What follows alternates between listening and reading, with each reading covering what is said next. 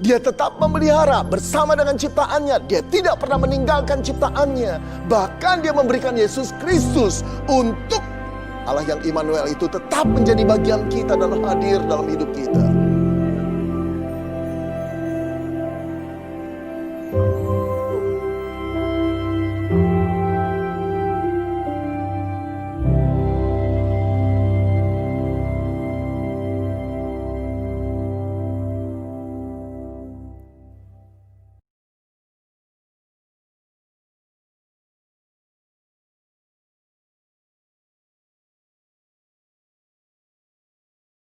Come, all ye faithful, joyful and triumphant. O come ye to Bethlehem. Come and behold him, born the King of angels. O come, let us adore him. Oh, come, let us adore him. Oh, come, let us adore him, Christ the Lord. Shalom Bapak Ibu Jemaat yang terkasih di dalam Tuhan. Kita bersyukur kepada Tuhan Yang Maha Kuasa atas setiap pimpinan, kebaikan, dan pertolongan Tuhan yang sampai saat ini kita tetap merasakannya. Kita akan memulai seluruh rangkaian acara kita pada saat ini dengan susunan acara sebagai berikut. Yang pertama, pembukaan yang sudah kita ikuti bersama. Yang kedua, sambutan-sambutan. Yang ketiga, ibadah perayaan Natal. Yang keempat, perayaan hari ulang tahun Gereja GKI Sulsel Jemaat Palu yang ke-36. Yang kelima, penutup.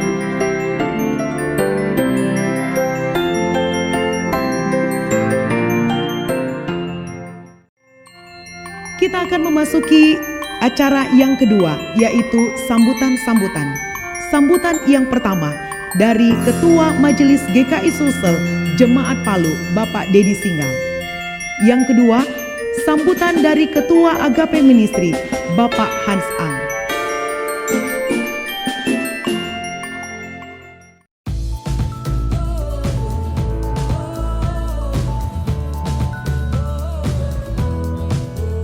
Shalom, selamat malam, dan salam sejahtera bagi kita semua. Rekan-rekan sepelayanan, hamba Tuhan dan Majelis GKI Palu yang saya hormati dan kasihi, tua-tua gereja yang saya hormati dan kasihi, dan kepada seluruh jemaat GKI Palu yang sangat kami cintai dan kasihi. Pertama-tama, marilah kita naikkan puji syukur kita kepada Tuhan Yesus Kristus, Allah kita yang luar biasa. Karena hanya kasih dan anugerahnya saja kita diberi kesehatan dan kesempatan pada malam hari ini untuk bersama-sama mengikuti ibadah perayaan Natal dan HUT GKI Palu yang ke-36. Perayaan Natal dan HUT GKI Palu yang ke-36 tahun 2020 ini mengambil tema Immanuel, Allah beserta dengan kita. Tema ini begitu terasa memiliki makna yang dalam di dalam kehidupan kita di sepanjang tahun 2020 ini. Seperti kita rasakan dan alami bersama, pandemik COVID-19 melanda di seluruh dunia, tak terkecuali kita pun yang tinggal di Palu begitu merasakan dampaknya. Dampak itu tidak saja karena kekhawatiran dan ketakutan kita oleh karena penularan virus itu, tapi berimbas juga pada kehidupan sosial ekonomi dan kehidupan beribadah kita, sehingga kita harus terbiasa dengan kehidupan yang kita sebut normal baru.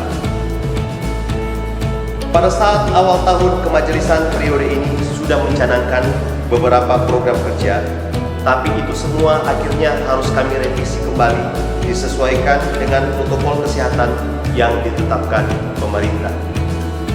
Dan seperti biasa, setiap perayaan Natal dan HUT GKI Palu, saya sebagai ketua majelis periode ini pun harus membawakan sambutan. Pada awalnya lalu saya sampai belajar pada senior-senior saya terdahulu, ketua-ketua majelis terdahulu, dengan hormat Bapak Martin Magali, Ibu Devi Santosa, Bapak Faten Saino, dan khususnya Ibu Yau Juliani. Bagaimana cara menyampaikan sambutan yang baik? Karena sambutan ini akan disampaikan di ratusan jemaat yang hadir setiap kali pada saat perayaan Natal dan HUT GKI Palu. Tapi tak disangka, sambutan saat ini saya bacakan hanya di depan sebuah kamera. Tapi tetap bersyukur, sama sekali tidak mengurangi sukacita dan damai Natal yang kita rasakan bersama saat ini. Ibadah-ibadah setiap minggu, baik itu ibadah raya, ibadah komisi, ibadah persekutuan doa yang sudah kita buka di awal tahun, terpaksa harus kami hentikan karena meningkatnya paparan COVID-19 di kota Palu. Ibadah-ibadah tersebut akhirnya kami putuskan dilaksanakan secara online. Nanti setelah kami melihat ada kemungkinan bisa dibuka, baru ibadah kami buka kembali, tentunya dengan protokol kesehatan yang ketat. Sehingga saat itu ada rentang umur dan beberapa komisi sudah tidak bisa melaksanakan ibadah secara langsung. Bahkan sampai saat ini pun, ibadah perayaan Natal dan HUT GKI Palu yang ke-36 kami putuskan secara online. Tentunya hal ini sangat membuat jemaat tidak nyaman dalam kegiatan beribadah.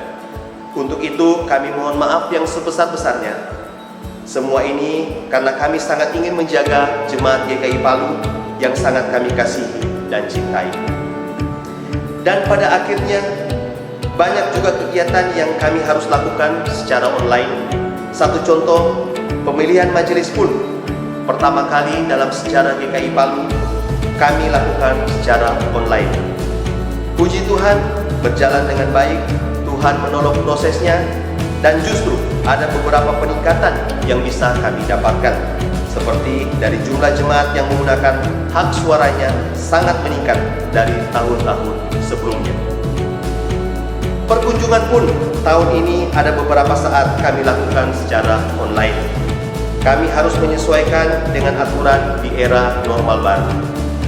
Sekalian pada saat ini saya menyampaikan permohonan maaf saya kepada seluruh jemaat GKI Palu yang sekiranya pada tahun ini dilayani dalam perkunjungan, baik itu dalam keadaan sakit, berulang tahun, ucapan syukur, bahkan sampai ibadah duka. Jika tidak sesuai dengan keinginan dan harapan Bapak Ibu sekalian, kami mohon maaf yang sebesar-besarnya.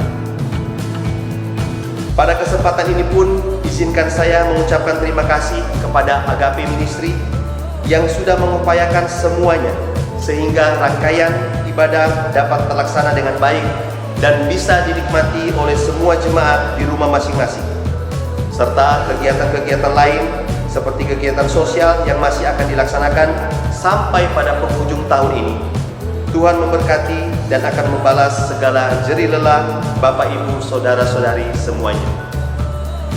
Terima kasih kepada tim MMC yang sudah berjerih lelah sepanjang tahun ini menyiapkan ibadah online supaya bisa dinikmati oleh semua jemaat.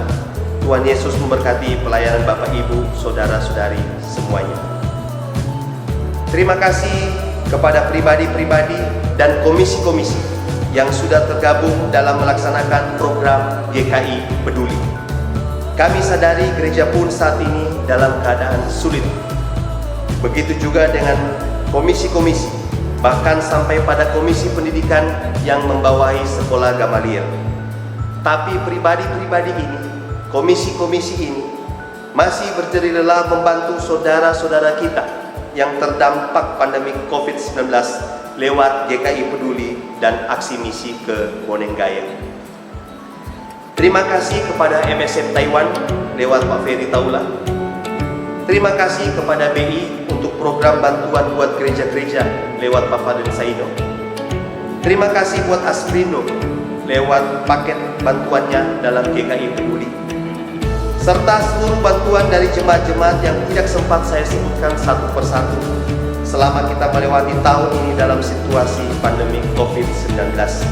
Doa kami, Tuhan memberkati saudara-saudara semuanya dan Tuhan akan membalas jerih lelah yang sudah saudara-saudara berikan buat gereja ini. Apa yang sudah kami sampaikan sangatlah tidak mudah.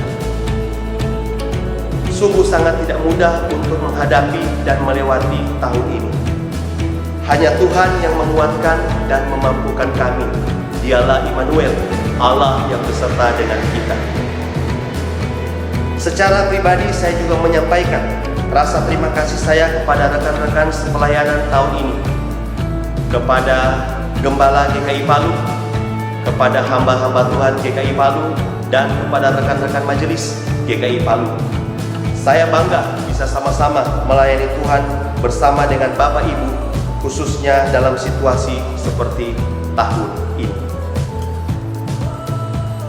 Selamat Natal 25 Desember 2020. Walaupun kita tidak berada dalam satu ruangan, tapi saya yakin dan percaya tidak mengurangi makna Natal, kehangatan Natal, kabar gembira, sukacita Natal yang kita boleh rasakan bersama. Bahwa Tuhan datang ke dunia buat saudara dan saya. Biarlah semua itu ada di hati Bapak Ibu yang saat ini mengikuti ibadah ini dari rumah bersama-sama dengan keluarga yang dikasihi dan dicintai. Selamat menyongsong tahun baru 1 Januari 2021. Tahun yang masih menjadi misteri bagi kita semua. Kita tidak tahu apa yang akan terjadi ke depan. Tetapi seperti Tuhan yang sudah menolong dan menuntun kita sepanjang tahun 2020, saya yakin dan percaya Tuhan yang sama pun akan menolong dan menuntun kita untuk menghadapi tahun 2021 yang akan datang. Dan selamat ulang tahun buat GKI Sulsel Jemaat Palu yang ke-36. Semakin diberkati dan menjadi berkat, semakin bertumbuh, tidak saja dari segi kuantitas, tapi juga dari segi kualitas sesuai dengan visi dan misi gereja, menjadi gereja yang mengasihi dan misioner. Tuhan izinkan segala persoalan, tantangan terjadi sepanjang tahun 2020 ini. Di 36 tahun GKI Palu, momen ulang tahun yang akan selalu saya kenang, untuk semakin membuat jemaat GKI Palu kuat. Bukan hanya kuat dalam berdoa, kuat dalam beribadah, kuat dalam melayani Tuhan, tetapi kuat juga dalam membantu sesama, menolong sesama, memperhatikan sesama, mempedulikan sesama, serta mendoakan sesama. Biarlah segala kemuliaan hanya bagi Tuhan. Tuhan Yesus memberkati kita semua. Terima kasih.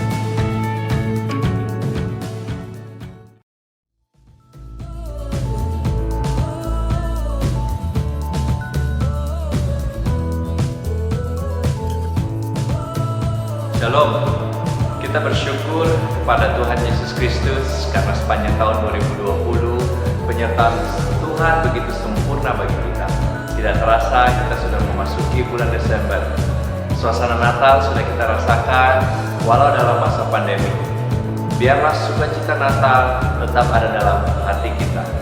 Saat ini dikarenakan adanya pandemi, kami dari Agape Ministry membuat perayaan dan ikut gereja yang berbeda dengan tahun-tahun kemarin. Bapak Ibu dapat menikmati dari rumah bersama keluarga. Semoga perayaan Natal dan ikut gereja semakin membawa kita untuk melihat bahwa Allah Immanuel akan terus menyertai kita dalam kondisi apapun. Kami dari Agape Ministry mengucapkan selamat hari Natal dan menyongsong tahun baru, dan selamat beribadah. Tuhan memberkati kita semua. Shalom.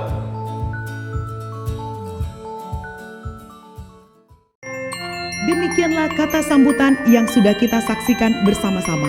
Kita akan masuk dalam acara yang ketiga, ibadah perayaan Natal. Mari mempersiapkan hati kita untuk memuji dan memuliakan nama Tuhan.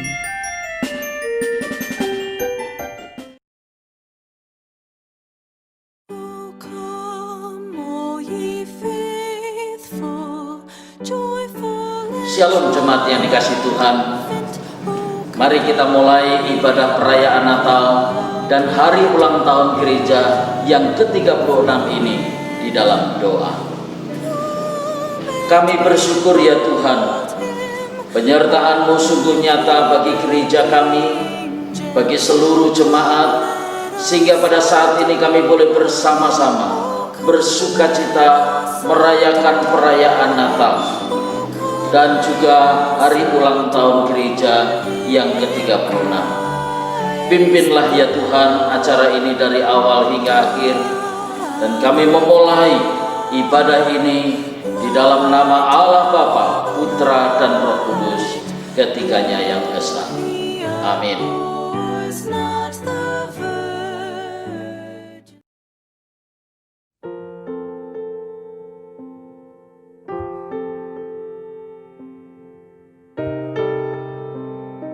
Jemaat yang terkasih, Matius 1 ayat 23 berkata, "Sesungguhnya anak darah itu akan mengandung dan melahirkan seorang anak laki-laki, dan mereka akan menamakan dia Immanuel, yang berarti Allah menyertai kita." Kita akan memulai ibadah perayaan Natal kita saat ini. Mari kita mengambil satu teduh sejenak di hadapan Tuhan. Kita merendahkan hati kita kepada Allah yang telah menyertai hidup saya dan saudara.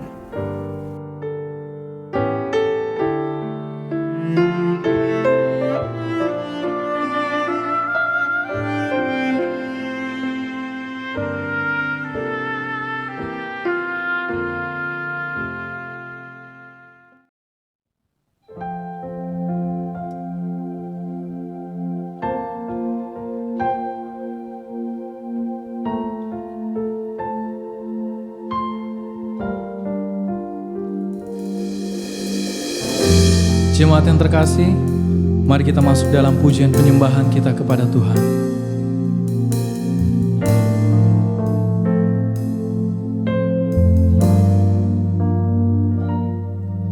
Bapa-Ku datang dan berserah, ku nyatakan Kau yang berkuasa. Dalam gelap Kau setia,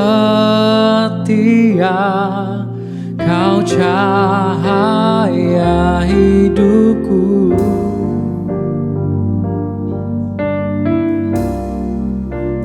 Kau kuatkan aku bertahan,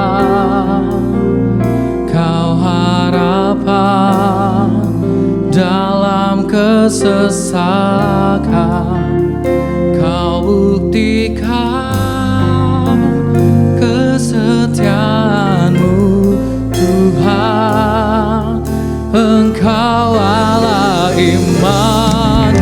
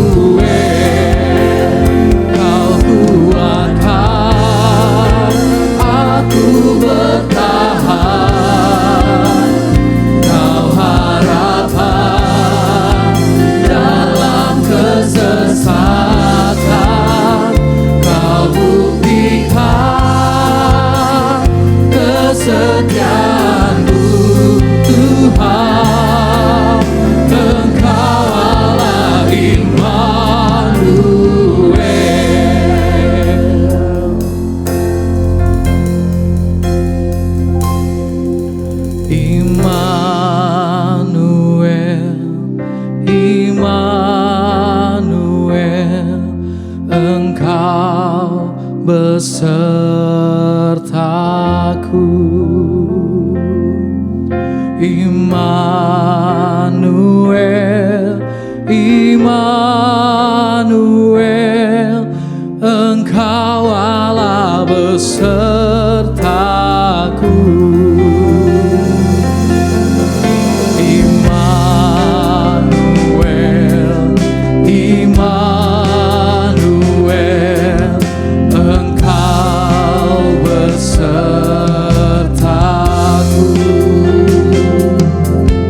Immanuel, Immanuel, Engkau Allah besertaku. Immanuel, Immanuel,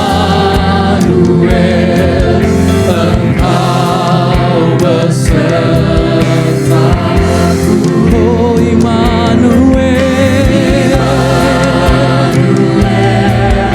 Immanuel,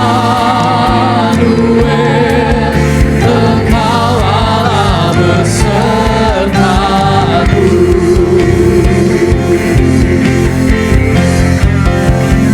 Kau kuatkan aku bertahan, Kau harapkan dalam kesesatan, Kau buktikan kesetiaan-Mu Tuhan. Engkau Allah Immanuel, Engkau Allah Immanuel, Engkau Allah Immanuel.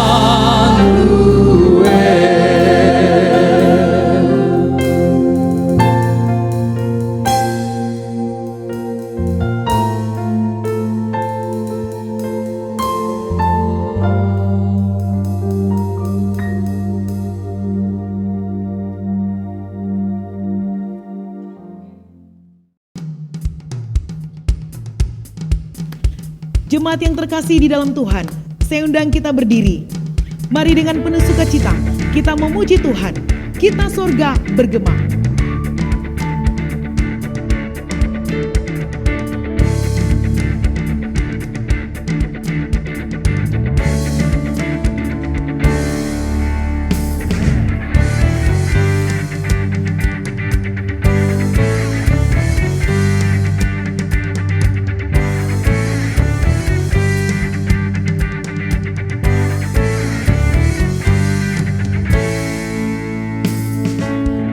Engkau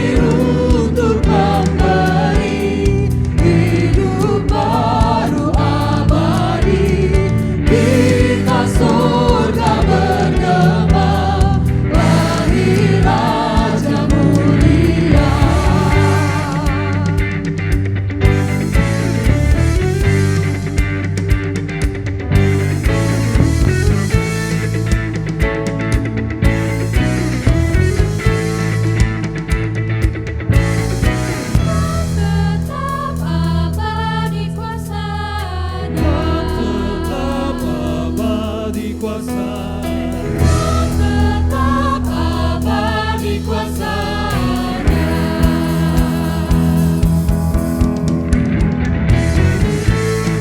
Haleluya, haleluya.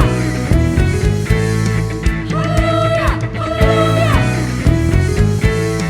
Haleluya, haleluya. Haleluya, haleluya. Bangsa-bangsa bangkitlah dan bersoraklah serta bermaklumkan kabar baik. Lahir Kristus sang ajaib, kita surga bergema. Lahir Raja mulia, kita surga bergema. Lahir Raja mulia.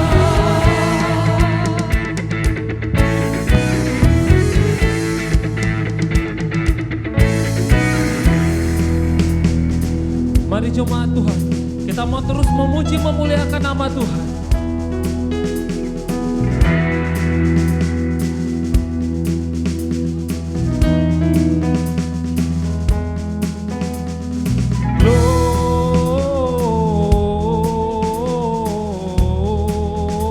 Glory, muliakan Tuhan.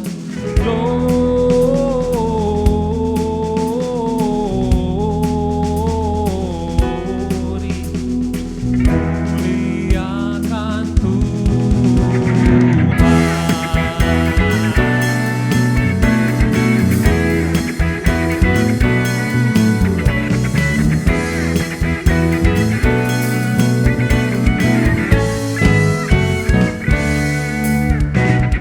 Dari pulau dan benua terdengar selalu terus lagu pujian semua bagi nama penebus.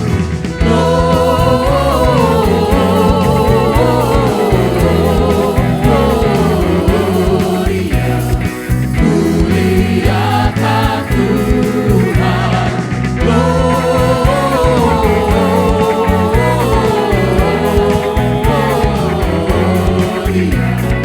muliakan Tuhan.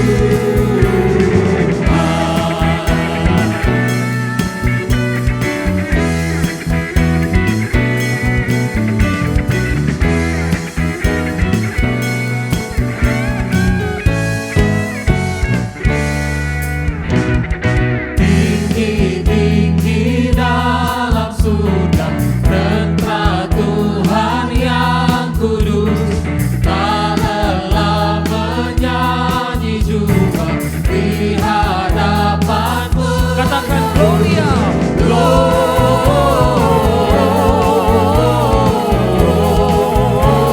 Gloria, muliakan Tuhan.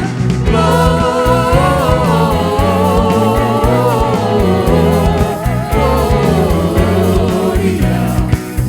muliakan Tuhan.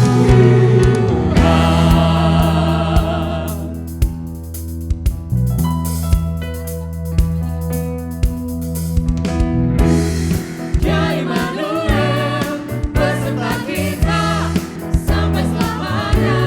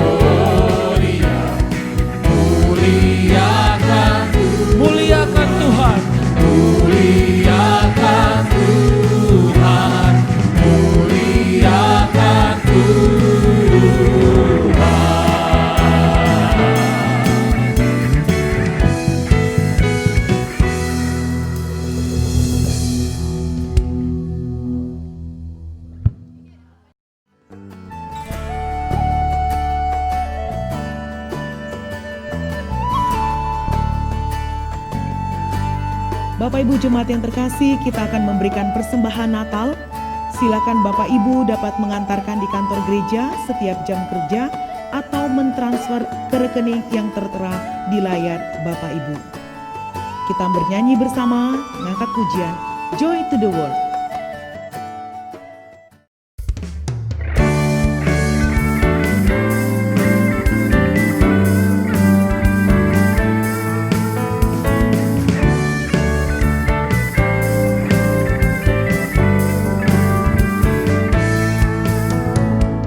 Joy to the world, the Lord is come. Let every receive a King.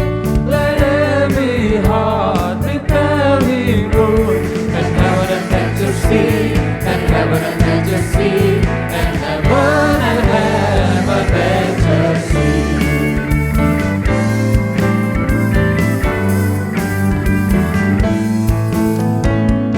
Hai dunia, gembiralah dan sambut Rajamu. Di hatimu terimalah bersama bersyukur, bersama-sama bersyukur.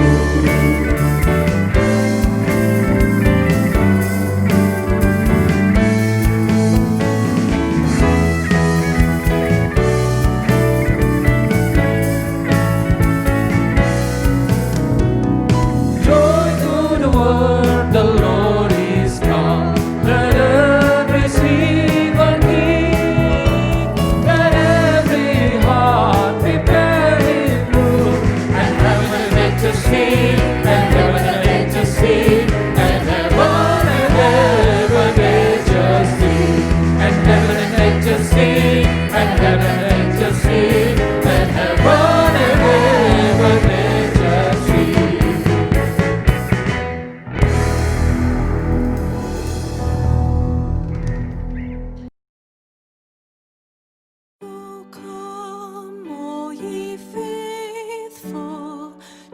Bapak Ibu Saudara yang dikasih Tuhan, baik, mari kita membawa seluruh persembahan kita di dalam doa syukur. Mari kita datang di dalam doa.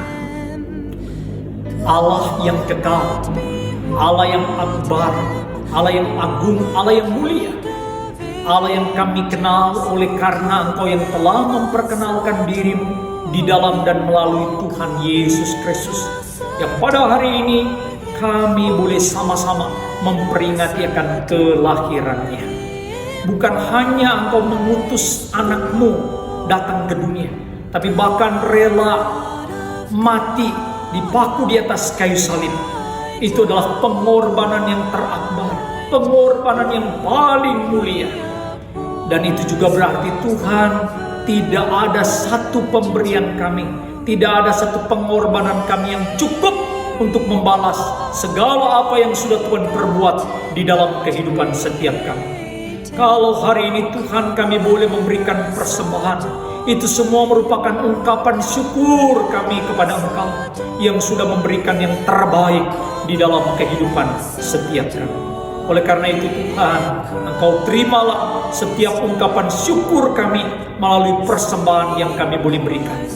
Tapi ajar kami bukan hanya mempersembahkan materi uang kami, tapi ajar kami mempersembahkan seluruh totalitas kehidupan setiap kami.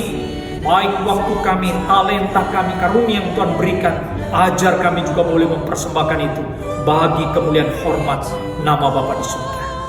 Dan Tuhan, kami juga sambil memohon, mari Tuhan terus memberkati setiap usaha pekerjaan kami, memberkati yang masih Engkau percayakan kepada kami, dan biarlah kami boleh menjadi pengelola-pengelola yang baik setiap anugerah, setiap berkat yang masih Tuhan percayakan di dalam kehidupan setiap kami. Terima kasih Bapa dalam surga. Kami juga terus menyerahkan setiap rekan-rekan yang mengelola semuanya ini, para majelis, Tuhan memberkati agar supaya ketika mengelola apa yang dipersembahkan ini, semuanya juga Tuhan untuk berpulang bagi kemuliaan hormat nama Bapa di surga. Terima kasih Bapa dalam surga. Dan inilah doa ungkapan syukur kami yang kami naikkan Di dalam nama Tuhan kami, Tuhan Yesus, Tuhan dan Juru Selamat kami. Haleluya. Amin.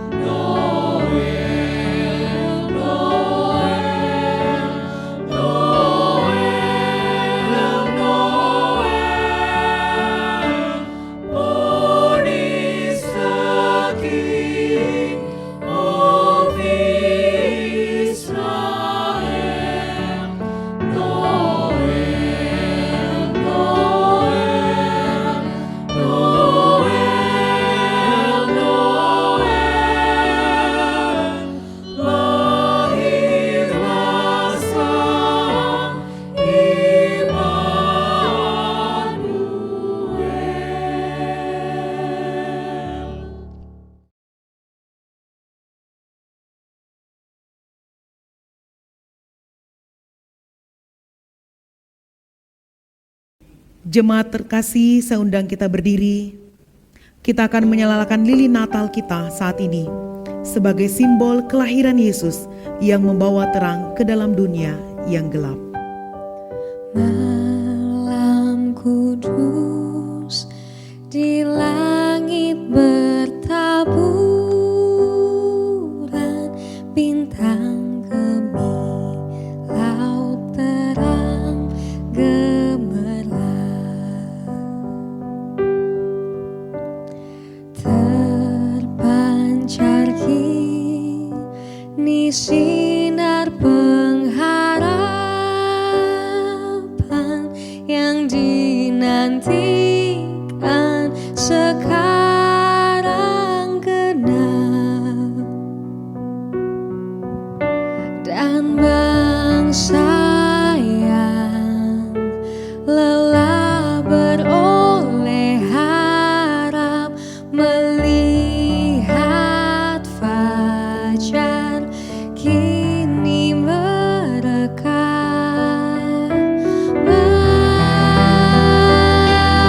Mari sujud dengar kidung malaikat,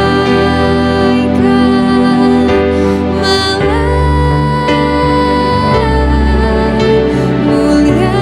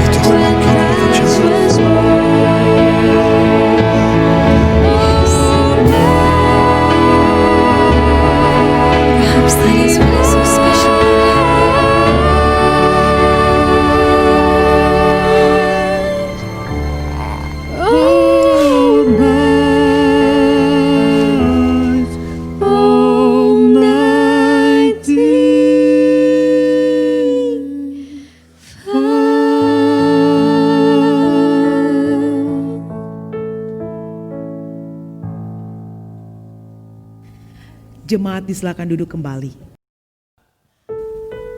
Jemaat yang terkasih, kita akan mempersiapkan hati kita untuk mendengarkan firman Tuhan yang akan disampaikan oleh Pendeta Beni Solihin.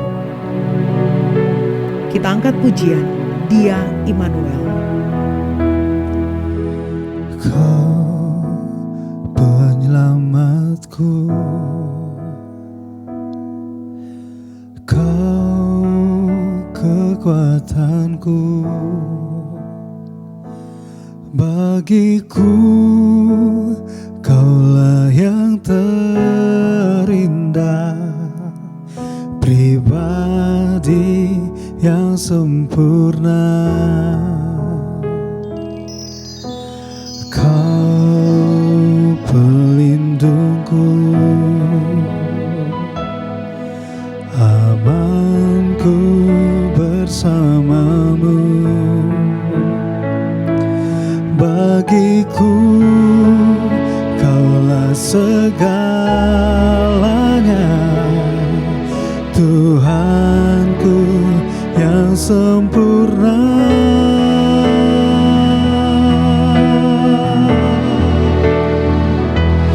Yesus, aku di tangan-Mu. Yesus, aku di hati-Mu. Yesus, Dia Immanuel, Tuhan serta kita. Yesus, ku dipegang teguh. Yesus, selalu bersamaku. Yesus, Dia Immanuel, Tuhan serta kita. Dia Immanuel, Tuhan serta kita.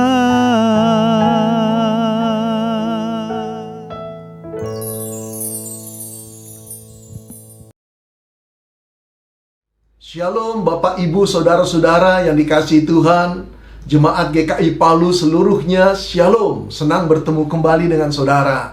Juga Shalom bagi jemaat-jemaat yang ada di pos-pos di bawah GKI Palu. Kita bersyukur kita boleh bertemu di dalam rangka merayakan hari ulang tahun GKI Palu yang ke-36.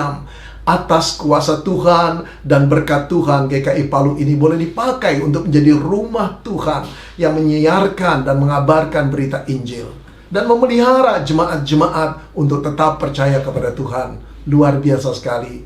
Saudara yang dikasihi Tuhan, juga kita merayakan perayaan Natal jemaat kali ini di tahun 2020. Satu hari yang sangat istimewa buat kita semua. Saya bersyukur kepada Tuhan. Saudara, mari kita membuka firman Tuhan yang terambil dari Matius 1 ayat 21 sampai 23. Matius 1 ayat 21 sampai 23.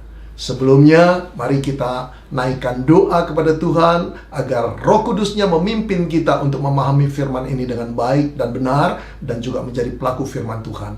Mari kita berdoa. Bapa, kami ingin membaca firman-Mu, tapi kami mengandalkan Roh Kudus-Mu karena kami tahu betapa lambannya kami memahami dan menjadi pelaku firman-Mu. Allah Roh Kudus, bukakanlah pikiran kami, bukakanlah hati kami, agar kami bisa memahami firman Tuhan dengan tepat dan benar, sehingga kami menjadi pelaku firman-Mu. Juga bagi hamba-Mu kami serahkan ke dalam tangan-Mu, Allah Roh Kudus. Kuasai dia, berikan hikmat bijaksana untuk menyampaikan firman-Mu dengan baik dan benar, sehingga perkataan-perkataan-Mu menjadi bagian hidup kami, yang mendorong kami untuk menjadi pelaku firman-Mu. Bapa, berfirmanlah karena kami telah siap untuk mendengar. Dalam nama Tuhan Yesus kami berdoa. Amin. Matius 1 ayat 1 sampai dengan 23, saudara. Ini adalah perkataan malaikat Tuhan yang dikatakan kepada Yusuf, tunangan Maria, yang sedang galau mendapati tunangannya hamil. Saudara, malaikat berkata, ia, Maria, akan melahirkan anak laki-laki, dan engkau, Yusuf akan menamai dia Yesus. Karena dialah yang akan menyelamatkan umatnya dari dosa. Hal itu terjadi supaya genaplah yang difirmankan Tuhan oleh Nabi. Sesungguhnya anak darah itu akan mengandung dan melahirkan seorang anak laki-laki, dan mereka menamakan dia Immanuel, yang berarti Allah menyertai kita. Saudara-saudara, tahukah saudara kekuatan sebuah janji? Sebuah janji itu memiliki kuasa, saudara, yang bisa membuat seseorang itu menanti dengan sabar dan penuh harapan, walaupun bertahun-tahun lamanya. Saudara, saya teringat sebuah cerita tentang seorang gadis cantik yang jatuh cinta pada seorang prajurit muda dari angkatan laut sebuah negara. Gadis itu hanyut di dalam ketampanan pemuda itu dan kelemah lembutannya waktu dia memperlakukan gadis itu. Sampai-sampai seluruh cintanya diserahkan, termasuk kehormatan dirinya. Saudara, beberapa bulan kemudian pelaut muda itu mendapat tugas untuk pergi berperang. Malam itu menjadi malam perpisahan yang dibanjiri oleh air mata. Sang gadis sedih sekali, saudara. Bukan cuma dia akan kehilangan kekasihnya, tetapi karena perutnya, di dalam perutnya telah terkandung janin hasil percintaan mereka. Saudara-saudara mengetahui keadaan gadis itu, sang pelaut muda berkata, "Jangan khawatir, sayang. Jangan khawatir. Aku akan datang kembali, aku akan selamat, dan aku akan menikahimu. Peliharalah anak kandungan kita. Aku ayahnya, esok kelak akan merawatnya." Saudara-saudara yang dikasihi Tuhan, janji itu dipegang oleh sang gadis. 1 bulan, 2 bulan, 3 bulan berlalu. Setiap pagi, saudara, sang gadis itu berdiri di tepi pantai, menantikan kapal perang kekasihnya pulang. 1 tahun, 2 tahun, ketika anak itu telah lahir dan tumbuh menjadi remaja, wanita itu tetap setiap pagi berdiri di tepi pantai. Dengan harap-harap cemas, dia khawatir sekali kekasihnya itu tewas di medan perang. Saudara, satu hal yang tidak diketahui oleh siapapun. Ada banyak gadis di tepi pantai yang lain menanti kedatangan pemuda yang sama karena janji yang sama. Saudara yang dikasihi Tuhan, sebuah janji mampu membuat seseorang bertahan hidup dalam penantian walaupun bertahun-tahun lamanya. Mengapa? Mengapa sebuah janji memiliki power, saudara? Karena di dalam janji itu, saudara, ada yang disebut pengharapan. Pengharapan itulah yang membuat seseorang bertahan dalam keadaan sulit apapun. Itulah yang disebut the power of a promise. Karena ada pengharapan di dalamnya. Tapi sayang, saudara, kenyataan hidup membuktikan bahwa seringkali janji, walaupun mengandung pengharapan, berakhir dengan PHP. Tidak ditepati oleh si pemilik janji. Saudara, saya memikirkan paling tidak ada 2 faktor yang membuat sebuah janji itu menjadi PHP. Tidak terpenuhi, tidak ditepati. Faktor yang pertama adalah integritas orang yang berjanji kurang bisa dipegang, saudara. Pada waktu dia mengucapkan janji, orang itu juga tidak pernah bermaksud untuk menepatinya. Dengan kata lain, dia penipu, dia pembohong. Saudara-saudara, ada seorang pembisnis yang berbicara kepada rekannya dan berkata, pada waktu dia mau ngutang pada saya, dia begitu manisnya, dia menjanjikan hal-hal yang begitu baiknya. Saya pegang itu. Tapi setelah utang itu dia terima, orang itu ngabur. Saudara-saudara, karena integritas orang yang berjanji tidak bisa dipercaya, sebuah janji bisa tidak terpenuhi. Yang kedua, saudara, mengapa sebuah janji bisa tidak terpenuhi? Karena orang yang berjanji itu, saudara, tidak mempunyai kemampuan untuk memenuhinya. Ada niat baiknya untuk memenuhi apa yang dijanjikan, tetapi dia mempunyai keterbatasan.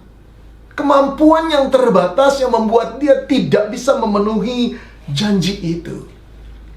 Saudara, di musim pandemi seperti ini, banyak karyawan diberhentikan, dirumahkan. Seorang manajer berkata kepada karyawan yang disayanginya, "Kamu tenang saja. Saya jamin kamu tidak akan diberhentikan. Saya jamin. Sudah tenang saja.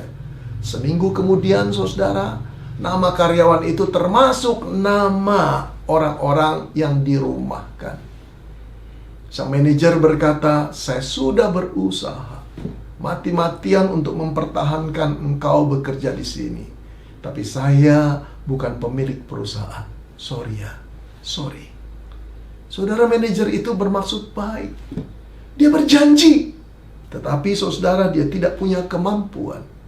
Sehingga janji itu tinggal janji. Saudara, berbeda dengan Tuhan. Tuhan mempunyai kedua-duanya. Dia Allah yang berintegritas, dia Allah yang mampu. Saudara-saudara, Allah itu berintegritas. Tidak perlu diragukan lagi. Tidak ada kebohongan, tidak ada dusta, tidak ada tipuan di dalam diri Allah. Karena dia Allah yang kudus. Apa yang dikatakan ya, tetap ya. Yang dikatakan tidak, tetap tidak. Apa yang difirmankan, dilaksanakannya. Apa yang dijanjikannya, pasti dipenuhinya. Itu Allah. Yang kedua, saudara, Allah adalah Allah yang maha kuasa, Allah yang maha mampu. Rintangan sebesar apapun tidak perlu menjadi kesulitan bagi dia. Karena dia Allah yang maha kuasa. Dia akan membuat apa yang dijanjikannya itu terpenuhi, sekalipun tampaknya mustahil. Oleh karena itu, saudara, pengharapan orang Kristen seharusnya bertumpu pada janji Allah, bukan janji manusia. Saudara, betapa hebatnya manusia itu. Pejabat tinggi negarakah? Bos besarkah? Orang terkayakah? Atau teman baik sebaik-baik lebih daripada saudarakah? Tidak bisa kita pegang menjadi tumpuan. Kita harus memegang janji Allah, saudara. Ketika kita memegang janji manusia dan mengandalkan manusia, kita akan mendapati kekecewaan pada akhirnya. Tapi tidak ketika kita mengandalkan Tuhan, saudara. Saudara-saudara yang dikasihi Tuhan, kedatangan Mesias di malam Natal bukan terjadi secara dadakan, saudara. Tapi wujud daripada janji Allah yang telah Allah janjikan ribuan tahun yang lampau. Pertama kali kepada Adam dan Hawa. Seorang juru selamat akan datang yang akan menghancurkan kepala iblis. Kemudian janji itu diulang kepada Abraham, saudara. Dari keturunanmu seluruh bangsa akan mendapat berkat. Persoalan tentang Mesias, saudara. Kemudian Allah berjanji pula, saudara, bahwa dari keturunan Daud akan lahir seseorang, keturunannya, anaknya yang akan bertahta di tahta yang begitu kokoh selama-lamanya. Saudara, sebetulnya itu adalah janji datangnya seorang Mesias. Dan kemudian, saudara, janji ini diulang oleh para nabi kepada bangsa Israel berkali-kali. Saudara, walaupun Israel tidak setia, Allah tetap mengingat janjinya dan dia menepati janjinya. Saudara, beberapa waktu sebelum sang Mesias itu lahir di Bethlehem, malaikat Tuhan bertemu dengan Yusuf yang sedang galau karena Maria tunangannya hamil. Saudara-saudara, ketika dia bermaksud untuk menceraikannya, malaikat Tuhan datang kepada dia dan menjelaskan bahwa kehamilan Maria berasal dari Roh Kudus. Karena itu diminta Yusuf tidak menceraikannya. Lalu pada ayat 21, saudara, malaikat Tuhan berkata kepada Yusuf, ia, Maria, akan melahirkan anak laki-laki dan engkau akan menamakan dia Yesus, karena dialah yang akan menyelamatkan umatnya dari dosa. Saudara, Yusuf harus menamai anak itu Yesus, yang dalam bahasa Ibrani Yesua atau Yosua, yang artinya Tuhan menyelamatkan. Saudara-saudara, menyelamatkan dari apa? Apakah menyelamatkan dari penjajahan bangsa Romawi, atau menyelamatkan ekonomi umat Israel, atau dari wabah sakit penyakit? Bukan, saudara. Bahkan menyelamatkan dari sesuatu yang jauh lebih mengerikan dari itu, yaitu kuasa dosa. Saudara, jadi inilah misi utama daripada sang Mesias, datang ke dalam dunia menjadi manusia untuk menyelamatkan umatnya dari kuasa dosa. Inilah yang utama. Saudara, kemudian Matius menulis lagi pada ayat 22 dan 23, berbunyi demikian. Hal itu terjadi supaya genaplah yang difirmankan Tuhan oleh Nabi. Sesungguhnya anak darah itu akan mengandung dan melahirkan seorang anak laki-laki, dan mereka akan menamakan dia Immanuel, yang berarti Allah menyertai. Saudara, Yesus Sang Juru Selamat menjadi manusia yang disebut Immanuel sebetulnya telah dijanjikan oleh seorang nabi yang bernama Yesaya 700 tahun sebelum Sang Mesias itu lahir menjadi manusia di Bethlehem. Saudara, sekali lagi ayat ini membuktikan bahwa Yesus datang ke dalam dunia bukan secara dadakan, tetapi dia adalah penggenapan janji yang pernah Allah katakan ribuan tahun yang lampau. Saudara-saudara yang dikasihi Tuhan, mungkin engkau dan saya bertanya, mengapa Allah baru menepati janjinya ribuan tahun kemudian? Kita harus mengakui bahwa kita tidak mengerti sama sekali, saudara. Allah bekerja atas schedule-nya, Allah bekerja atas rencananya. Tapi Allah adalah pribadi yang berhikmat, yang tidak perlu meminta nasihat seorang pun. Dan kita harus yakin bahwa waktu Tuhan adalah waktu yang terbaik. Saudara, mari sekarang kita fokuskan pada makna yang diberikan pada sebutan dari Sang Mesias itu, yaitu Immanuel, yang artinya Allah menyertai kita. Saudara, sejak Allah Yesus Kristus menjadi manusia, tinggal di antara manusia, ikut merasakan penderitaan manusia, bercakap-cakap dengan bahasa manusia, manusia tidak lagi berjalan sendiri. Sekarang Allah menjadi manusia, Allah berada di sama-sama dengan kita, yang mengerti pergumulan kita, mengerti perasaan kita, ketakutan kita, kebutuhan kita. Seluruhnya dia tahu, saudara, karena dia telah menjadi manusia, sama seperti engkau dan saya. Hanya perbedaannya adalah dia tidak pernah jatuh di dalam dosa ketika dia dicobai. Saudara-saudara, Allah beserta kita artinya Allah hadir dalam pergumulan-pergumulan kita sebagai manusia. Pergumulan apa, saudara? Saya ingin membagi menjadi dua bagian besar. Yang pertama, Allah hadir dalam pergumulan yang bersangkut paut dengan keselamatan kita dari dosa. Saudara, sejak Adam dan Hawa jatuh ke dalam bujukan iblis dan mengikuti kedagingan mereka untuk melawan peraturan Tuhan, jatuhlah mereka ke dalam dosa. Kekudusan Allah membuat Allah harus mengusir mereka dari Taman Eden, sehingga terputuslah hubungan Allah dengan manusia. Satu hubungan yang asalnya harmoni, penuh dengan cinta kasih. Di dalamnya ada damai yang luar biasa yang dinikmati manusia atas hubungan mereka dengan Tuhan.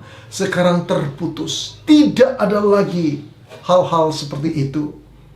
Saudara, sejak Adam dan Hawa meninggalkan Taman Eden, dosa menjerat makin erat kepada mereka, menipu manusia. Kehidupan manusia tidak lepas daripada perbuatan dosa sehari demi sehari, dari waktu ke waktu, dari generasi ke generasi. Dosa merambat, bahkan saudara, tidak ada satu orang manusia pun yang tidak melakukan dosa. Tidak ada satu orang pun yang mencari Allah, tidak ada satu orang pun yang benar. Seluruh manusia berbuat dosa dan telah kehilangan kemuliaan Tuhan. Saudara-saudara yang dikasihi Tuhan, apa akibatnya? Akibatnya manusia hidup di dalam penderitaan dan tangisan. Karena keserakahan, ketidakbenaran, ketidakadilan menjadi bagian hidup manusia. Kebencian dan saling menyakiti dan saling membunuh menjadi bagian manusia. Akhirnya manusia hidupnya cuma dengan penuh penderitaan dan kepahitan. Saudara-saudara, yang jauh lebih mengerikan daripada akibat dosa adalah kematian kekal menanti manusia. Kematian kekal adalah kematian yang mereka peroleh ketika mereka diadili oleh Allah atas perbuatan-perbuatan dosa yang mereka perbuat di dalam dunia ini. Dan Allah akan melemparkan mereka di dalam dapur api yang menyala-nyala, di mana kertak gigi dan ratap tangis tidak pernah berhenti di sana. Demikianlah kata Yesus. Saudara, ini berarti Manusia tidak mempunyai arti apa-apa. Sehebat apapun dia, sekaya apapun dia, setenar apapun dia, kalau pada akhirnya manusia hanya akan dilemparkan ke dapur api yang menyala-nyala karena hukuman dosa yang harus ditanggungnya. Saudara, inilah problem manusia terbesar. Selama manusia tidak akan berkumpul lagi dengan Allah, itulah problem manusia yang terbesar. Karena manusia jatuh di dalam dosa. Saudara-saudara, manusia membutuhkan pertolongan yang datang dari atas. Saya akan memutar sebuah video yang melukiskan hal ini, saudara. Bahwa manusia memerlukan pertolongan dari atas. Mari kita lihat.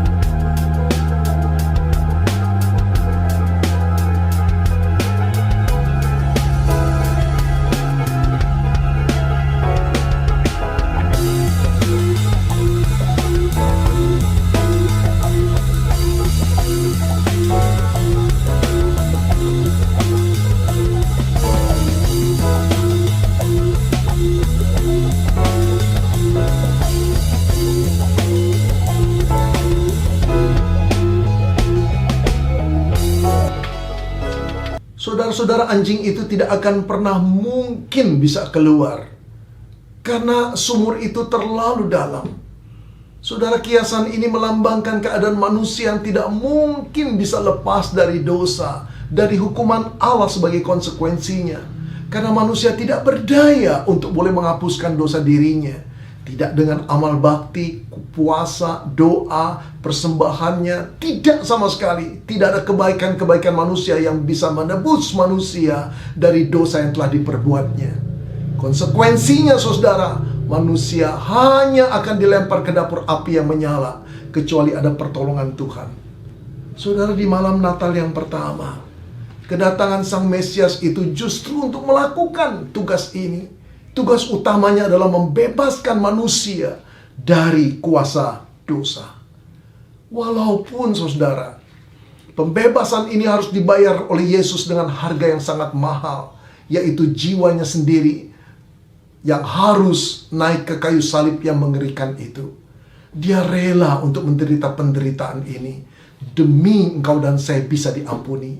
Dia tersalib agar kita bisa dibebaskan. Dia tertikam agar kita bisa diselamatkan.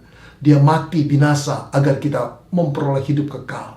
Saudara-saudara yang dikasihi Tuhan, seluruh hukuman dosa kita dibayar saat Yesus naik ke kayu salib.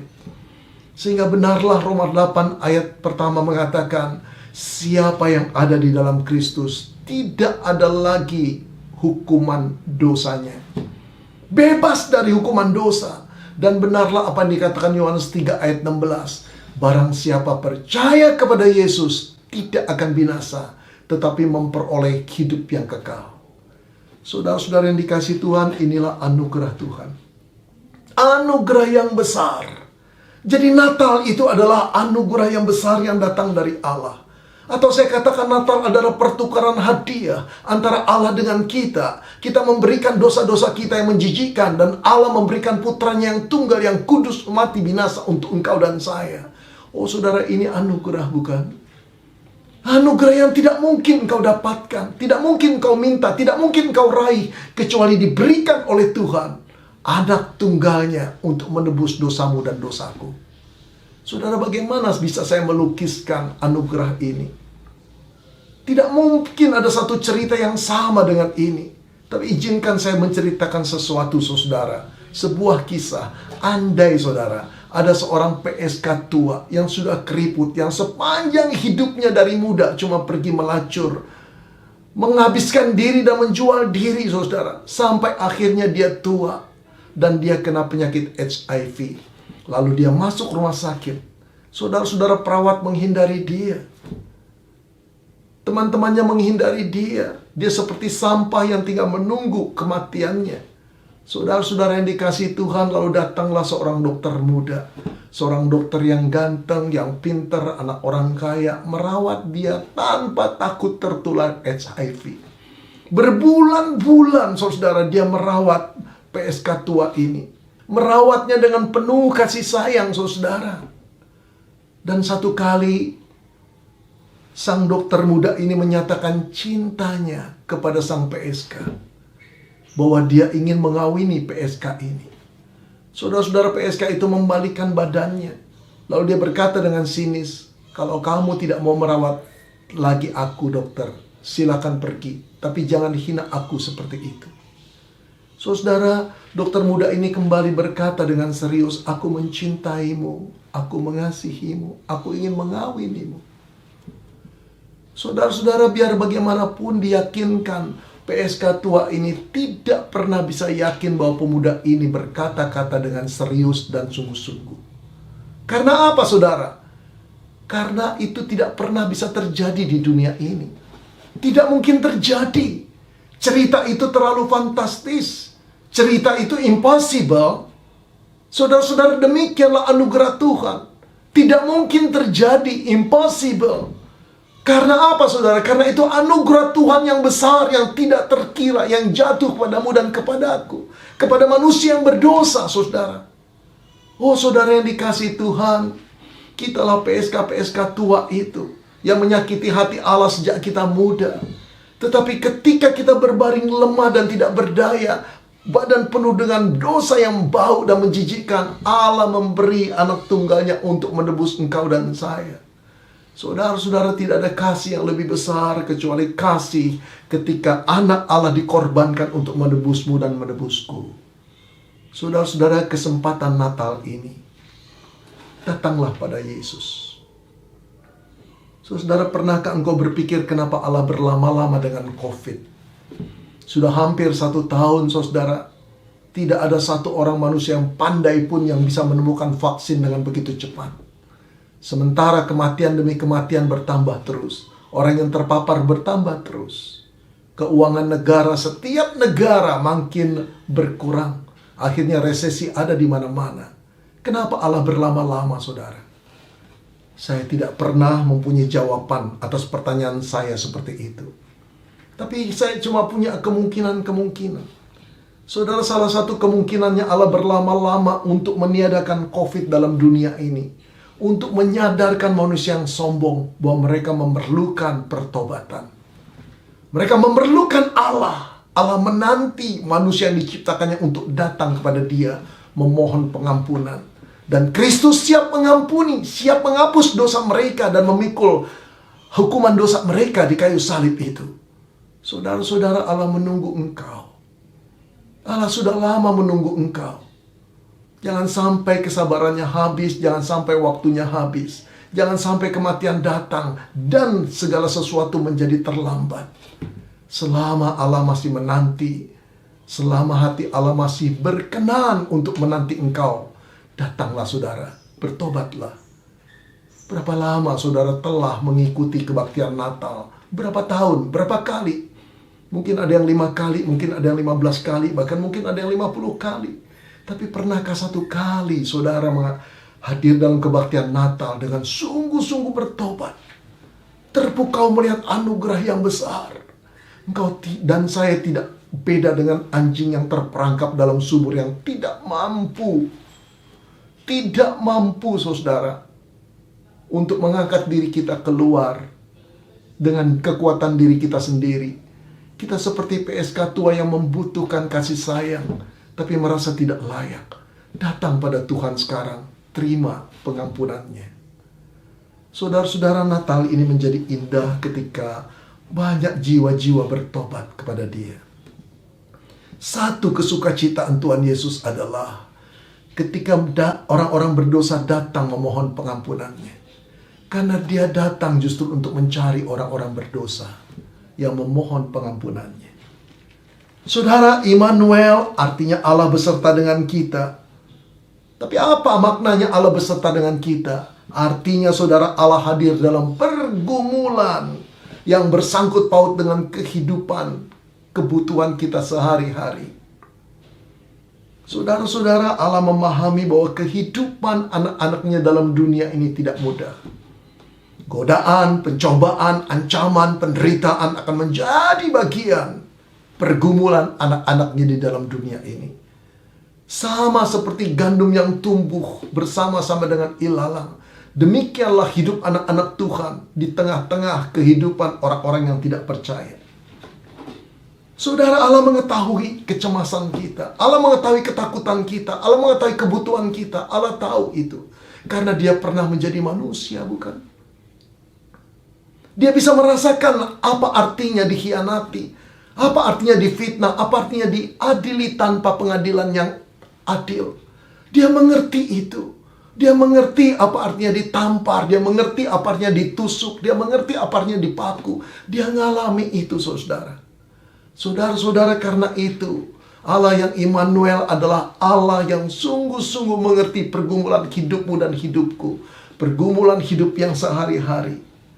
Saudara, meskipun kedatangan Sang Juru Selamat di malam Natal yang pertama bukan untuk membereskan masalah politik, masalah ekonomi, masalah sakit penyakit, bukan sama sekali. Tetapi Allah memahami kebutuhan kita. Kalau kita melihat kemudian, saudara, apa yang diperbuat Yesus ketika Dia mendapati orang sakit, tidak pernah dilewatkannya. Tidak ada satu orang sakit yang dibawa datang kepada Dia dan ditolaknya. Orang buta dicelikkan, orang lumpuh dibangkitkan, saudara. Orang yang kerasukan diusirnya keluar dan disembuhkan. Tidak ada satu orang pun yang sakit yang ditolak untuk disembuhkan oleh Dia. Saudara, ketika murid-muridnya merasa khawatir akan masa depannya, mereka, apa yang mereka pakai, apa yang mereka makan, apa yang mereka minum, Tuhan Yesus mengajarkan mereka, pandanglah burung-burung di langit. Mereka tidak menabur, mereka tidak menuai, mereka tidak mengumpulkan bekal dalam lumbung, namun diberi makan oleh Bapakmu di surga. Apalagi kamu lebih berharga, jauh berharga daripada burung-burung pipit itu. Oh, saudara yang dikasihi Tuhan, apa yang Yesus mau katakan? Percayalah kepada Bapa di surga. Bapakmu memelihara. Itulah concern Yesus, saudara. Saudara-saudara, Yesus tidak pernah berjanji siapa yang mengikuti Dia akan menjadi kaya raya, selalu sukses luar biasa.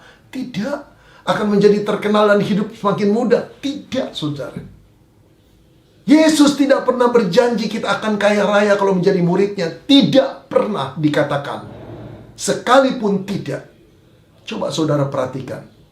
Para gembala yang mencari Yesus yang lahir di kandang, kemudian melihat dan menyembah Dia, lalu pulang ke rumah mereka. Apakah Alkitab mengatakan setelah mereka bertemu dengan Yesus, maka mereka menjadi orang sukses yang kaya raya? Tidak, bukan? Saudara, coba perhatikan kisah orang Majus. Apakah setelah mereka mempersembahkan emas, kemenyan, dan mur, lalu pulang ke negara mereka, dan kemudian Alkitab mengatakan mereka pulang dan dibuat Allah menjadi sukses karena mereka telah mempersembahkan persembahan-persembahan yang begitu bernilai kepada Tuhan. Tuhan membalasnya karena Tuhan tidak pernah berhutang. Tidak, bukan? Saudara, apakah Alkitab mengatakan bahwa Yusuf dan Maria yang dipakai untuk menjadi ayah dan ibu Yesus, pada akhirnya Tuhan membalasnya berlimpah-limpah, dan mereka menjadi saudagar, pembisnis yang luar biasa kayanya? Tidak, bukan? Yusuf tetap tukang kayu, dan Yesus adalah anak tukang kayu yang pekerjaan sehari-harinya berbisnis kayu, saudara. Saudara-saudara, meskipun demikian, meskipun Allah tidak berjanji akan membuat kita kaya raya, tapi Allah concern memenuhi kebutuhan kita. Allah tahu apa yang kita butuhkan. Allah tahu apa yang kita perlukan, saudara. Apalagi di masa pandemi seperti ini. Tapi yang terpenting, punyakah engkau iman? Punyakah engkau pengharapan yang kau tautkan berdasarkan janji Tuhan? Itu yang terpenting. Saudara-saudara, ada Pak Sutri, anak Tuhan yang rajin sekali beribadah kepada Tuhan. Mereka menjadi WL di gereja. Hidup mereka baktikan kepada Tuhan. Tapi saat pandemi tiba, 2 orang ini, sepasang suami istri, anak Tuhan yang saleh ini, diberhentikan dari pekerjaannya. Saudara-saudara, mereka kalang kabut karena persediaan tabungan mereka begitu sedikitnya. Cicilan motor harus masih jalan. Kemudian kontrak rumah habis bulan depan. Saudara-saudara, sementara anak mereka sakit-sakitan, mereka sulit sekali. Suaminya cari pekerjaan, istrinya cari pekerjaan, tapi di masa pandemi bagaimana mungkin menemukan pekerjaan? Saudara, di tengah-tengah keadaan seperti itu, suami istri berdoa, menangis kepada Tuhan. Tapi mereka tetap percaya Allah itu Bapa yang memelihara mereka. Allah yang Immanuel yang beserta dengan mereka. Saudara-saudara, kemudian istrinya mulai coba usaha menjual makanan. Kemudian menawarkan ke kantor-kantor rantangan dengan harga yang murah. Ternyata Tuhan berkati, saudara. Sampai sekarang ini pesanan begitu banyak. Apakah mereka jadi kaya raya? Tidak, saudara. Tapi mereka berkata, kami dicukupkan, Pak. Kami heran bahwa pendapatan kami jauh melampaui daripada sebelum COVID. Oh, Allah itu Allah yang baik. Allah itu tidak pernah meninggalkan umatnya. Dia tahu kebutuhan kami dan dia mencukupkannya. Bahkan suami istri itu berkata, sekarang kami bisa memberi lebih banyak pada orang-orang yang susah. Puji Tuhan. Saudara-saudara, beberapa bulan yang lampau seorang teman mengirim WA kepada saya. Pak Beni, tolong doakan istri saya. Didiagnosa tumor di kepalanya. Karena itu dia sering merasa sakit. Tumor di otak, saudara. Saudara-saudara, betapa menggetarkannya kabar ini. Saya tahu teman saya ini dalam keadaan yang sangat-sangat bingung. Sedih sekali. Kemudian dokter menyarankan untuk dioperasi. Segera diambil keputusan dioperasi. Saudara, pada saat pagi itu hendak dioperasi, ternyata operasi dibatalkan karena ada pasien yang lebih urgent, lebih penting untuk dioperasi. Dan meminta izin teman saya. Teman saya berkata, lakukan dokter, dahulukan dia. Saudara-saudara, akhirnya sepasang suami istri teman saya ini pulang ke rumah. Di dalam doanya, saudara, dia diyakinkan untuk pergi ke seorang dokter yang lain untuk mencari second opinion. Saudara, dokter itu tidak menyarankan operasi, tapi kemoterapi. Saudara-saudara, 30 kemoterapi harus dijalankan dalam waktu kurang lebih 7 minggu. Satu perjalanan yang panjang, berat sekali rasanya, muntah-muntah, rambut di kepala mulai rontok. Oh, saudara, kadang-kadang begitu sakitnya. Dia tulis lagi WA, tolong doakan. Teman-temannya berdoa, saya ikut berdoa, saudara. Sampai kemarinnya, kemoterapi yang ke-30 selesai di dalam waktu 7 minggu. Dan istrinya dalam keadaan sehat. Oh, mereka berkata, kekuatan kami berasal dari Tuhan. Segala perkara dapat kutanggung di dalam Dia yang memberikan kekuatan kepadaku. Dia pegang janji Tuhan dalam Filipi 4 ayat 13 itu, saudara. Kita tidak tahu bagaimana perjalanannya nanti, tapi sampai saat ini Tuhan memberikan kekuatan pada anak-anaknya. Saudara yang dikasihi Tuhan, we are not alone. We are not alone.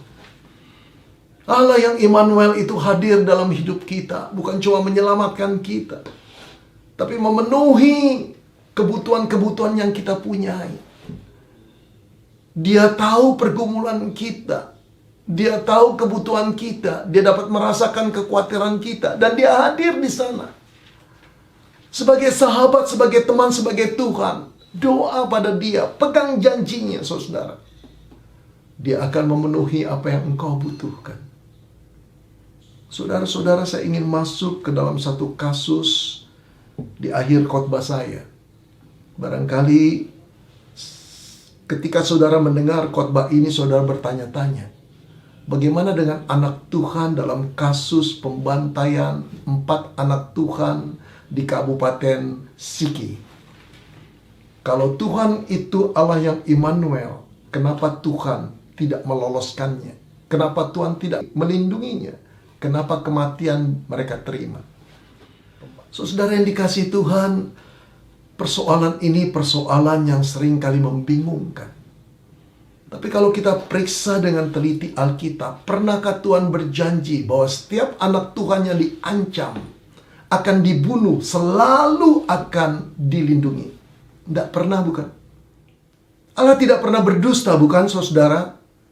Saudara dan saya akan terlebih heran kalau kita membaca Alkitab dan kita mendapati salah seorang rasul Yesus Kristus yang bernama Yakobus, belum lama pelayanan, dia mati terbunuh.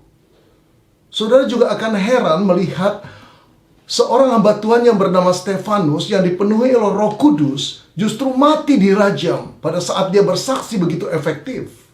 Dan kalau kita membaca kisah daripada ke-12 rasul Yesus Kristus, mereka banyak teraniaya dan pada akhirnya mereka mati secara mengerikan. Saudara, mengapa Allah tidak melindungi? Allah tidak pernah berjanji, saudara. Bahkan dia berkata dengan terus terang dalam Matius 10 ayat 28. Perhatikan saudara. Yesus berkata kepada murid-muridnya, "Dan janganlah kamu takut kepada mereka yang dapat membunuh tubuh, tetapi yang tidak berkuasa membunuh jiwa. Takutlah terutama kepada Dia yang berkuasa membinasakan baik jiwa maupun tubuh di dalam neraka." Saudara, perhatikan perkataan Yesus. Dan janganlah kamu takut kepada mereka yang dapat membunuh tubuh.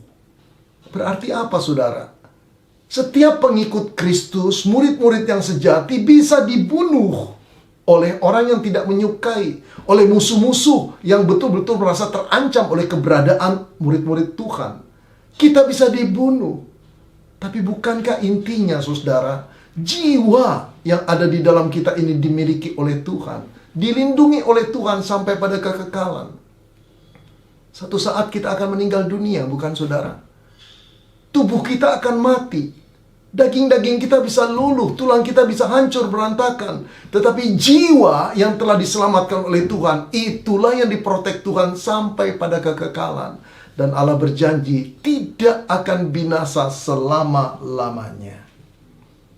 Namun saya ingin menyeimbangkan saudara.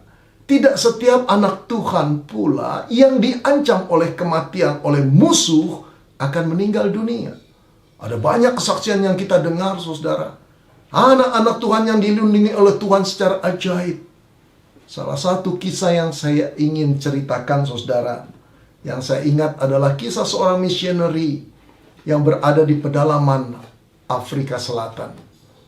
Satu kali kepala sukunya ingin membunuh dia, membawa pengikut-pengikut yang banyak mengejar misioneri ini.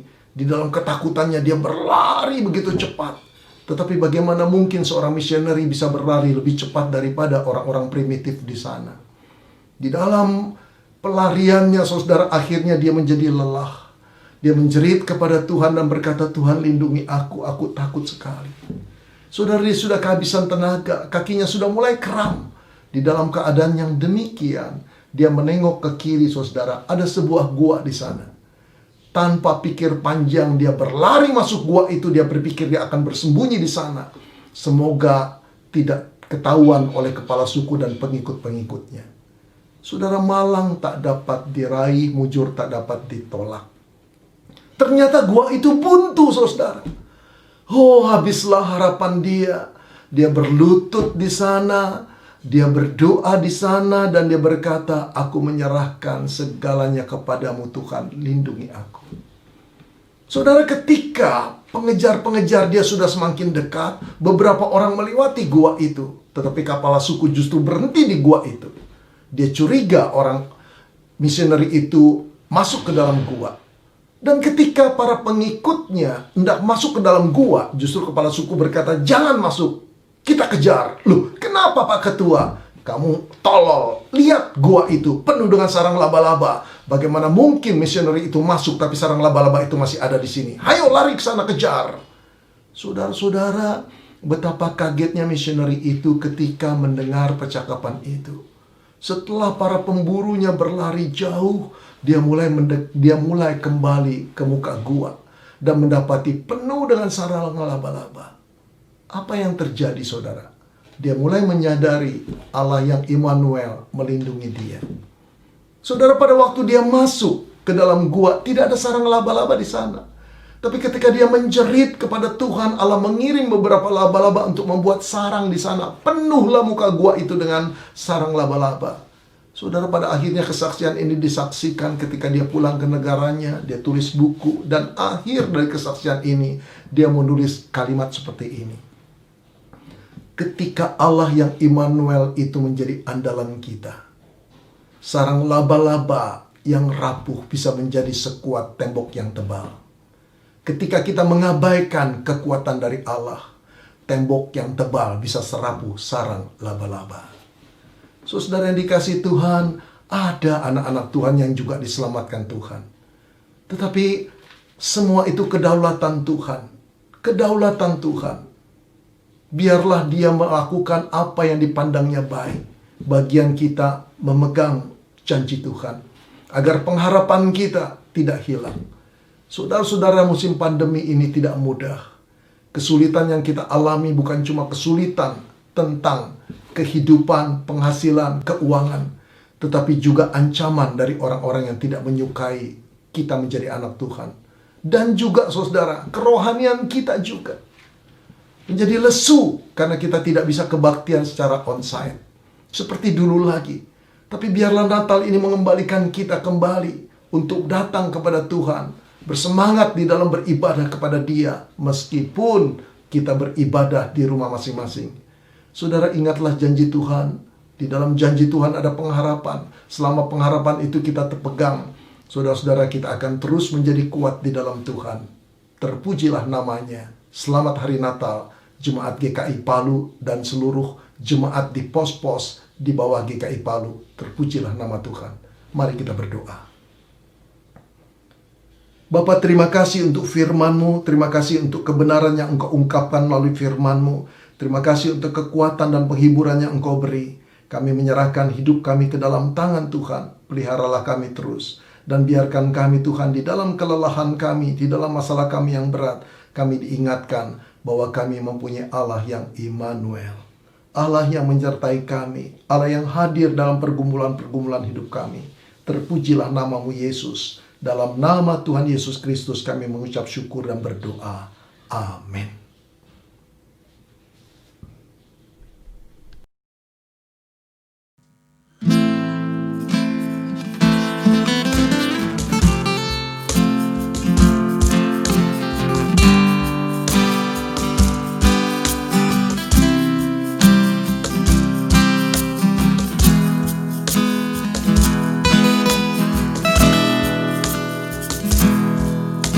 Lihat dunia ini kelam, perang dan duka mendera, belenggu dosa mencekam di kehidupan manusia.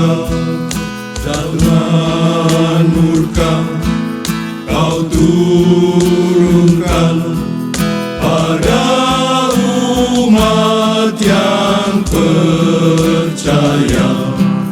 Gereja-Mu di dunia, Yesus Tuhan Rajanya. Sambut Tuhan nyanyi dan sorak yang menggetarkan seisi dunia, sembah sujud kepadanya. Kami datang sepenuh jiwa, menyerahkan seluruh pengharapan pada pengasihan-Mu. Tuhan, tolonglah hidupku, jauhkanlah pencobaan. Tuhan, tolonglah hidupku, dari belenggu dosa.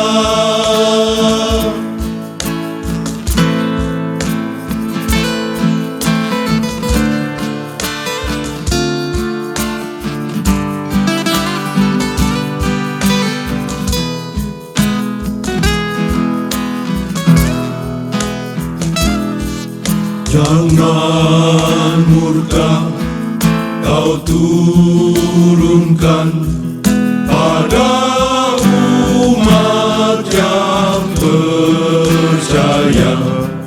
Gerejamu di dunia, Yesus Tuhan Rajanya.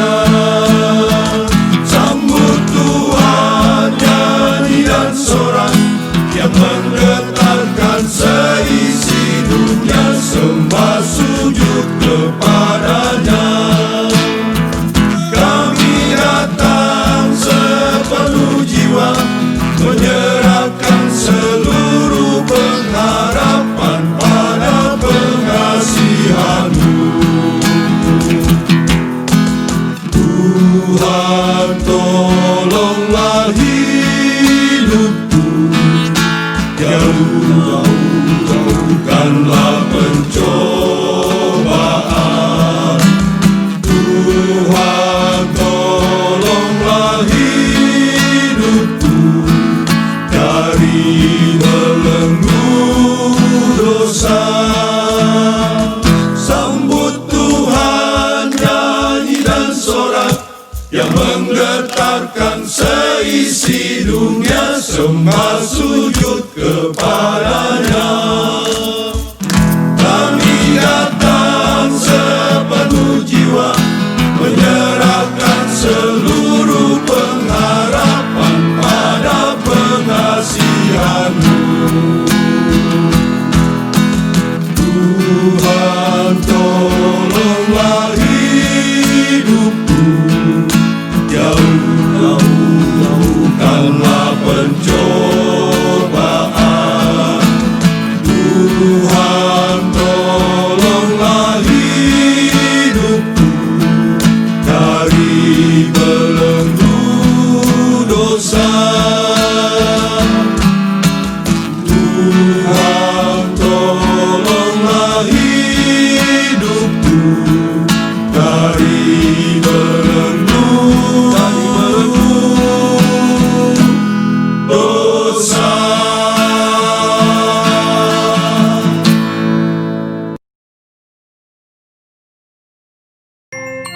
Bapak Ibu yang terkasih di dalam Tuhan, 36 tahun GKI Sulsel Jemaat Palu dapat hadir di Sulawesi Tengah, di kota Palu, dan kita mengucap syukur pelayanan yang ada dapat berkembang sampai saat ini.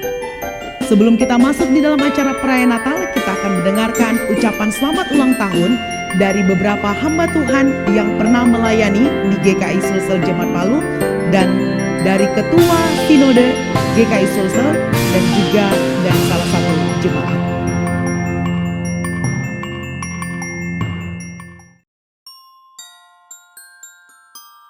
Shalom, salam sejahtera bagi kita semua.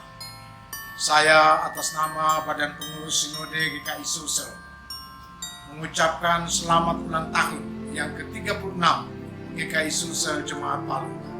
Tuhan Yesus memberkati. GKI Sulsel Jemaat Palu terus bertumbuh, berkembang, menjadi saksi, menjadi terang bagi kemuliaan namanya. Saya juga dalam kesempatan ini menyampaikan selamat berada di masa raya Natal 2020 dan selamat merayakannya. Kiranya Natal di tahun 2020 ini senantiasa memberikan damai dan sukacita bagi kita semua. Shalom, Tuhan Yesus memberkati. Shalom, saudara-saudara seluruh jemaat GKI Sulsel Jemaat Palu. Hari ini saya tidak bersama-sama di Palu, tapi seluruh jemaat GKI Sulsel Jemaat Palu dan kota Palu ada di hati saya. Saudara sekalian, siapa sangka hari ini GKI Sulsel Jemaat Palu berulang tahun yang ke-36 Ini membuktikan kemurahan, kebaikan, dan anugerah Tuhan bagi GKI Sulsel Jemaat Palu. Situasi hari ini, COVID yang sedang berjalan entah kapan berakhir. Saya berdoa, saya berharap GKI Palu tetap semangat, tetap memberitakan Injil, dan tetap melayani dengan berkobar-kobar. Dan biarlah hati Tuhan dipermuliakan di tengah situasi kita saat ini. Dan biarlah seluruh jemaat diberkati Tuhan dengan kesehatan, kekuatan. Selamat ulang tahun yang ke-36 dan selamat hari Natal. Tuhan memberkati kita semua. Amin. Salam, kami sekeluarga di Surabaya mengucapkan selamat ulang tahun yang ke-36 untuk GKI Palu. Tetap kuat, tetap sehat, dan kiranya Allah senantiasa dipuji dan dipermuliakan melalui hidup dan pelayanan GKI Palu. Amin. Salam. Dari Kota Jakarta saya ucapkan selamat ulang tahun untuk GKI Palu. Kiranya derap langkah pelayanan akan terus berjalan dengan baik, terus menghidupi visi misi yang ada, dan saya percaya GKI Palu akan terus maju, berkembang, nama Tuhan dipermuliakan. Dari Jakarta saya bersama istri mengucapkan selamat ulang tahun GKI Palu. Tuhan memberkati. Salam. Shalom. Gereja Kristen Indonesia Palu sungguh-sungguh sangat menjadi gereja yang sangat spesial bagi keluarga kami, ya, karena dua anak kami lahir di Palu dan Tuhan berikan kesempatan untuk boleh dibaptis di GKI Palu. Tahun 1986 akhir sampai dengan tahun 1995 kami berjemaat di tempat ini, ya. Dengan sukacita kami bisa melayani, bisa bertumbuh di dalam iman. Itu yang kami dapatkan melalui GKI Palu, dan kami boleh bawa ke tempat kami baru ketika kami pindah di Jakarta. Kami boleh lebih semangat melayani, tetapi kami tetap cinta dan ingat akan GKI Palu yang memberi kami semangat untuk boleh melayani. Nah, pada kesempatan ini kami mengucapkan selamat ya ulang tahun yang ke-36 buat GKI Palu yang tercinta. Nah, walaupun dalam situasi pandemik COVID-19 ini bukan rintangan ya, bukan rintangan untuk tidak bergerak, bahkan harus tetap bergerak, semangat, kuat, bijaksana, kreatif, dan setia untuk menjalankan visi dan misi dari GKI Palu. Harapan saya juga Tuhan Yesus tetap menyertai jemaat GKI Palu agar bertumbuh menjadi gereja pemberita Injil, ya, sebagai tugas utama yang Tuhan embankan bagi kita sebagai umat-umat percaya. Sekali lagi selamat hari ulang tahun Palu, tetap semangat, setia, dan tetap menjadi berkat di Kota Palu. Tuhan memberkati.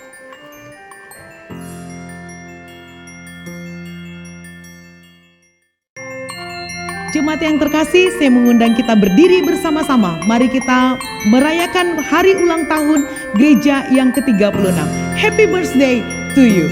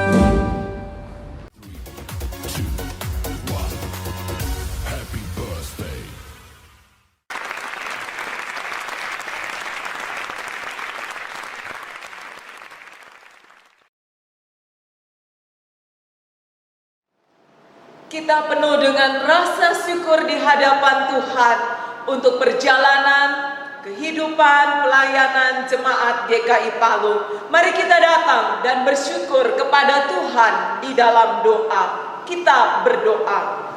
Bapa di dalam surga, hari ini hati kami bersyukur kepada Engkau. Engkau telah memberkati perjalanan pelayanan GKI Sulsel Jemaat Palu. Hari ini 36 tahun kami melewati pelayanan di Kota Palu. Kami bersyukur ini semua karena pertolongan Tuhan. Kami mengucap syukur ini semua terjadi karena kasih karunia Tuhan. Tuhan terus memberkati kami jemaat GKI Sulsel Palu ini, supaya di dalam tahun-tahun selanjutnya kami dapat dipakai Tuhan untuk melayani Tuhan, dipakai Tuhan untuk menyatakan suara Tuhan, nyatakan Injil Tuhan di tengah-tengah Kota Palu. Tuhan berkati Gereja Kristen Indonesia Sulawesi Selatan Jemaat Palu supaya semakin nyata kasih Tuhan melalui gerejamu di tempat ini. Kau berkati setiap hamba Tuhan yang melayani. Kau berkati semua jemaat. Kau berkati majelis yang melayani. Terima kasih Bapa di surga. Kami mengucap syukur dan menyerahkan perjalanan gereja ini ke depan ke dalam tangan Tuhan. Di dalam nama Tuhan Yesus Kristus kami bersyukur. Amin. Jemaat tetap berdiri, kita akan menutup seluruh rangkaian acara kita pada saat ini. Kita kembalikan segala kemuliaan hanya untuk Dia, Allah Immanuel.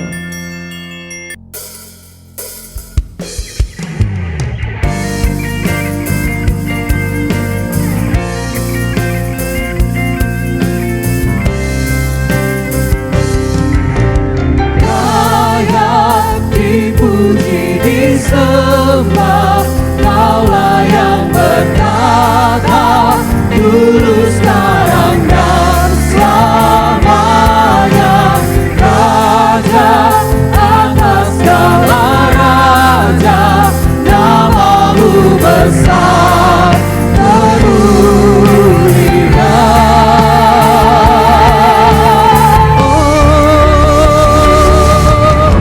Layak dipuji, disembah, Kaulah yang berkata dulu, sekarang dan selamanya.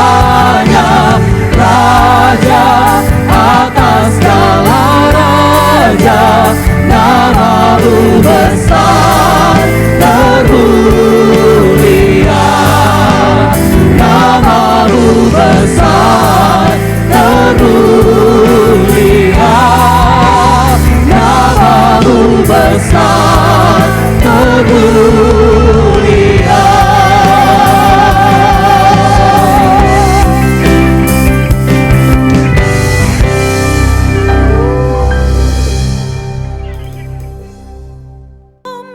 Saudara-saudara yang dikasihi di dalam Tuhan, kita akan bersama-sama akan mengakhiri ibadah kita pada saat ini.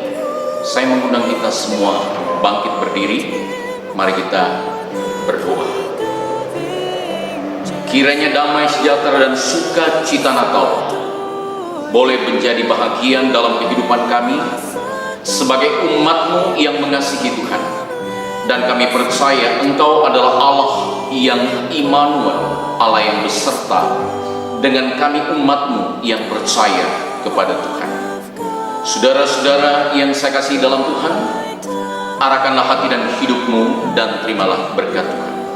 Kiranya kasih karunia dari Allah Bapa, Sang Pencipta semesta alam sekalian isinya, kasih sayang dari Tuhan kita Yesus Kristus, Juru Selamat yang kekal, yang telah mengangkat hidup kita dari alam maut ke dalam hidupnya yang kekal, pertolongan pimpinan kuat kuasa dari Roh-Nya yang kudus akan memberkati, menguatkan, menghibur, menyertai kita sekalian saat ini sampai selama-lamanya. Haleluya. Amin. Jemaat silakan duduk kembali, ibadah kita telah selesai. Tuhan memberkati kita. sekalian.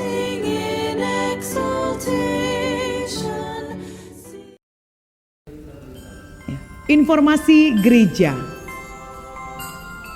Kami mengundang Bapak Ibu dan seluruh jemaat GKI Sulsel Jemaat Palu dapat mengikuti seluruh rangkaian acara Natal yang dipersembahkan oleh Agape Ministry.